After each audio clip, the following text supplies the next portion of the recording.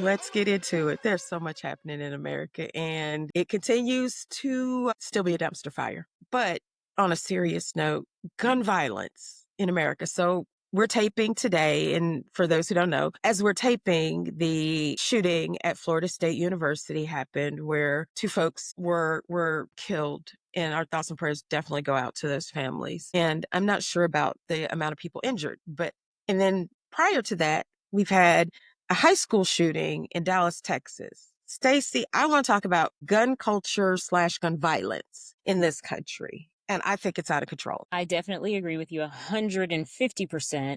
But what is causing this? Is it the state of our nation? Everything is so uncertain. It's like kids are being impacted. And so you think of high school students. Yes, we've had high school shootings that have happened before, but now, like, how many is this year? We've had a good number of them. We've had a lot. We've had a lot go on. Just to say, we're just starting the second quarter of the year. Absolutely. I don't know what it is. I think sometimes it is mental illness, right? I think it is mental illness. But are we not teaching people how to regulate their emotions so that they don't need to pick up a gun and go hurt someone? So we can't tell someone how to regulate emotions when we see the political realm that's going on. That's true. And politics are a nasty, dirty game right now. Since this person has come back into the White House, everything has gone to hell in a handbasket. I'm just going to put it out there. And we're seeing that those emotions aren't reined in. So it trickles down to our children. Everyone is in a state of anxiety about what's going to happen. And I just find it very, very interesting that this happened, but I foresee more of this going on. I think violence, period, because while not gun violence, it was still violence with the Pennsylvania governor, Josh Shapiro. And we want to burn his house down because we don't agree with them. Someone said to me today, what happened in this? I'm not saying this is right or the best. What happened to fighting and the circle gathers up around you and you duke it out? And you're not really even duking it out, but it's a circle. What happened to fighting in a circle? No, ma'am. People are not fighting. People can't fight anymore. So that is an art that went away a long time ago. Right. It's a viral moment. So people aren't going to do that, especially if you're going to get your ass whooped. So people don't know how to fight. I think that's what it is. So now we resort to the next level of violence. And that's where we are. And I'm wondering, though, how many more people in America have to die before we really decide to do something about gun control or reform? I don't want to say control, reform, because baby, I got me a peacemaker. We got a couple of peacemakers here at the house. Yeah, I don't want to have to use it. Yeah, I don't want to, but we're going to keep peace around here. That's what we're going to do. We're going to keep some peace around here. But so reform. So not necessarily control, but reform. Keeping in mind, though, reform will not prevent every shooting, right? Because sometimes it is a mental illness. Sometimes it's just anger over something. And the person was stable. They were, I don't want to say normal, but they were fine when they got the gun, and years have gone by, but now they're upset about something. Batshit crazy is what they are. That is what they are. They are batshit crazy. And I think about one thing that you said is common sense, and common sense isn't common. We're saying this now. And so it's just like, and it's more prevalent, goes back to window lickers. Good, bad, or indifferent. Absolutely. So that's what we have. And we are a reactive nation. Like, think about that. We have people, they don't think things through. It is very hard for people to think of the consequences. They just go. So I think this is kind of where we are. Like this 17-year-old fellow that came to school and he injured 5 people. Thank God there are no fatalities. Thank God. What made you that angry that you decided, I'm going to school and I'm going to shoot up anybody that I see? And I don't think it was targeted. I think it was just random. He got into school and just shot whoever he saw.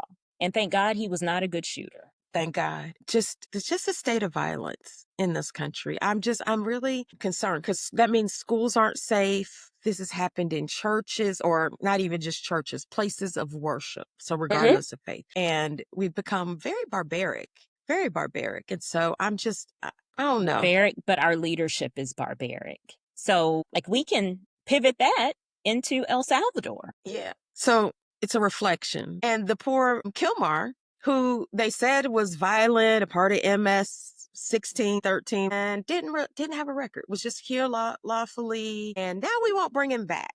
We won't bring him back despite anything. And then one of the senators from Maryland went to try to see him. They refused. They wouldn't even, I think they stopped him on the road to the prison. He couldn't get past one of the checkpoints on the road to the prison. But it's been a photo op for the Republicans. They've been able to take photo ops in the prison with all of these 80 people jam packed to a cell. So, what are you hiding about him? I don't know that they're hiding anything. I think a couple things. One is, didn't the senator, was he quoted, I think, as maybe saying that he can't be released because basically the Trump administration is paying to keep him there. Absolutely. And that was a big telltale thing, too. Isn't it like $6 million? Yeah.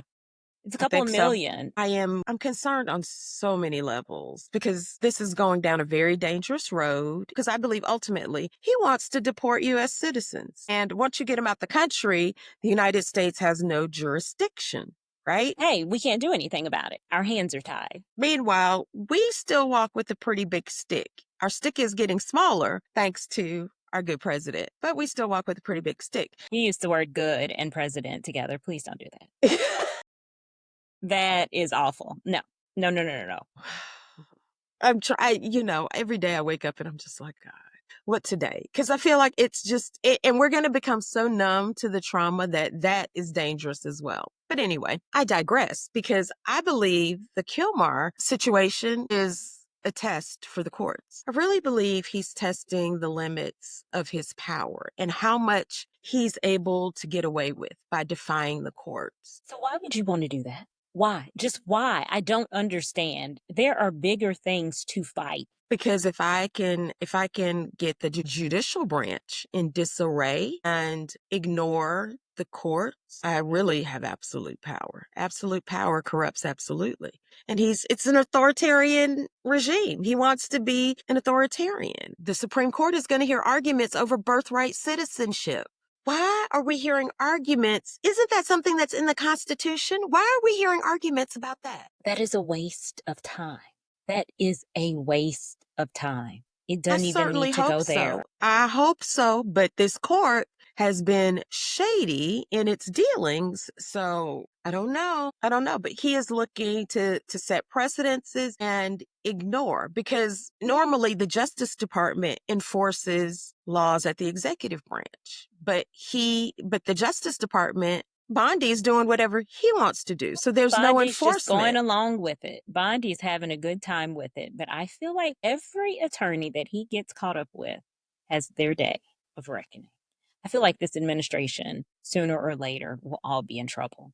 There have been some heinous things that they've done, and I do have a feeling in my gut that they're going to have to pay for it. Certainly hope so, but when is the question? When will we get another election? I mean, just some of the things, the levers and gears of power and government that they are pressing on, they're breaking it. But they're breaking it, and they're breaking down people too that normally are sane. So this is when it's going to cause an uprising.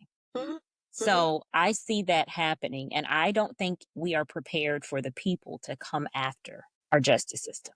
And the people that are a part of the military, I will say, I think that they are going to uphold their oath to the military. And it's not to the president. I hope so. That is going to be a show that I don't think they will be prepared for, because they are being impacted. And so now we see, just like the school shootings, I think there's a reason for the uptick in these. We see that we are a violent country. And so it's going to overflow at one point. How is this going to be handled?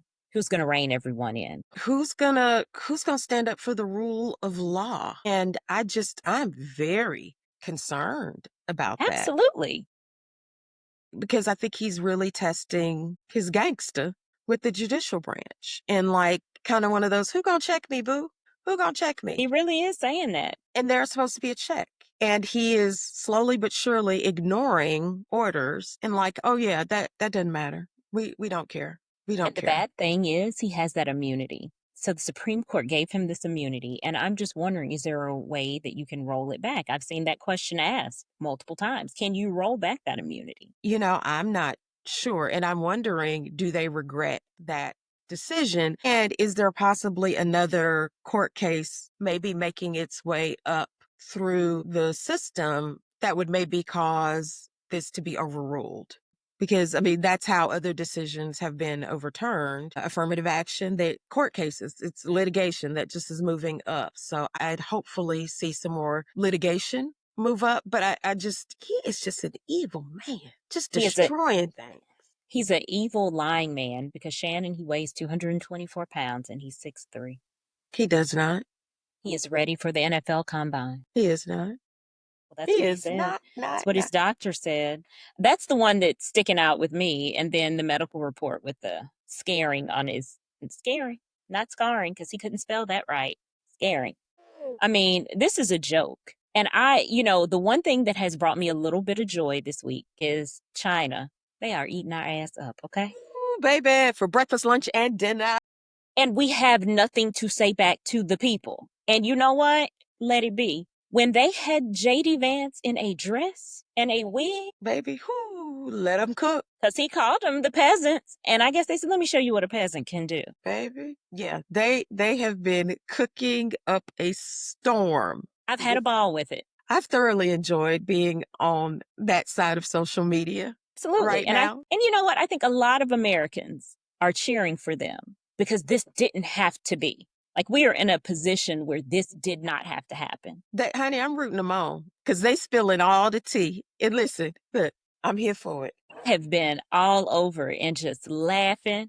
Yeah, it gives me joy. To be honest, the things that are happening, I'm not surprised. I'm surprised, but not surprised. I saw where he's going after the guy who was over cybersecurity and declared that we had the most secure elections in 2020. Mm-hmm. He's having that man investigated and his service on the job. For what? Vendetta. He is using the office of the presidency as a weapon. And we knew this, though. We knew this going into the election, but nobody listened. We knew if he got in what his second term was going to be. We knew it was going to be a revenge tour. Yeah. And I mean, that's what it is. And then the guy who wrote the anonymous op-ed, I forget if it was in the Wall Street Journal or the New York Times, and saying he was part of the Trump resistance. He got his security clearance stripped, and I think they're having him personally investigated. Well, it spoke volumes when I saw Lisa Murkowski say that the Republicans, she is scared of Trump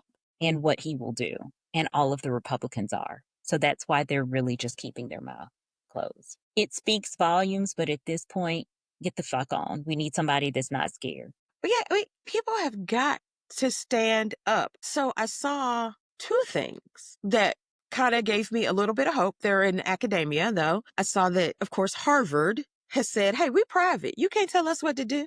You can keep your money. And they didn't say this, but I'm thinking they say, you can keep your money. Do you know how much our endowment is worth?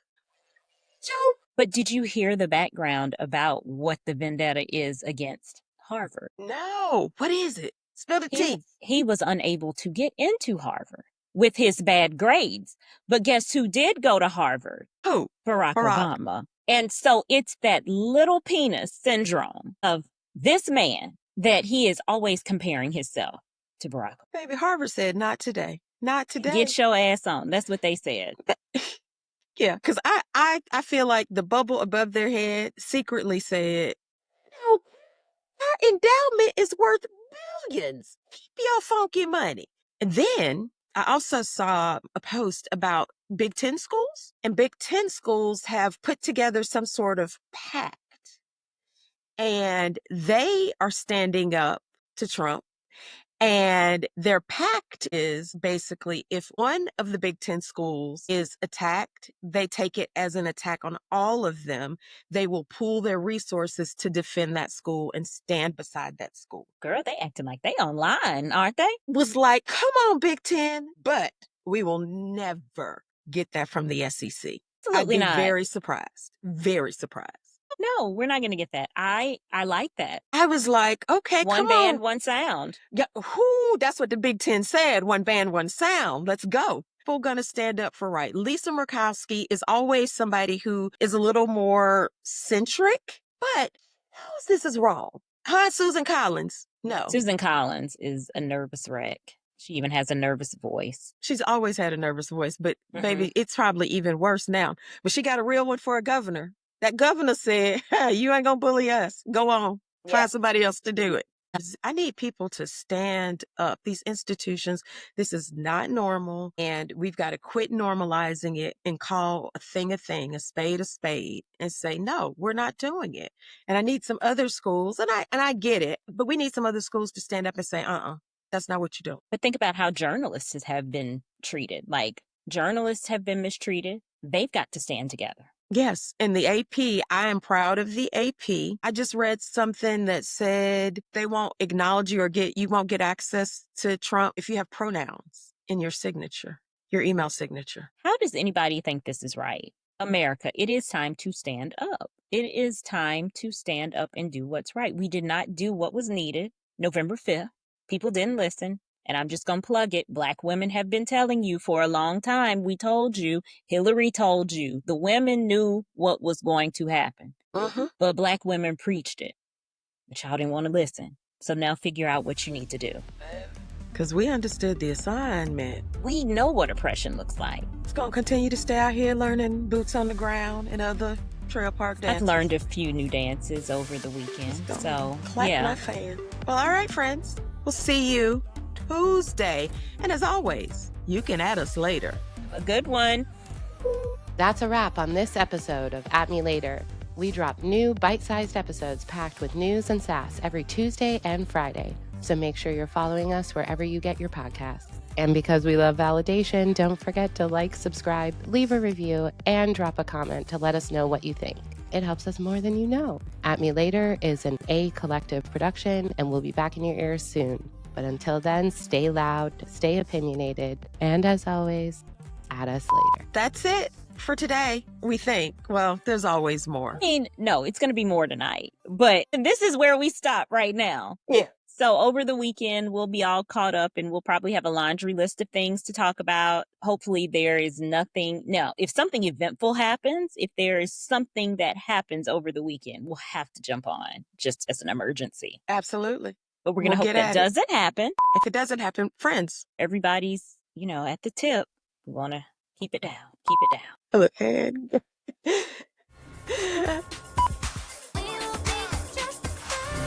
In today's episode, we lightly touched on mental health struggles, the real messy, not always easy kind. If you're in a dark place or just feeling overwhelmed, please know you're not alone. You can call or text 988 for free 24/7 support. You'll get a real human who actually listens, no judgment, just help. You are not alone. You are not too much. There's hope, and it starts with 988.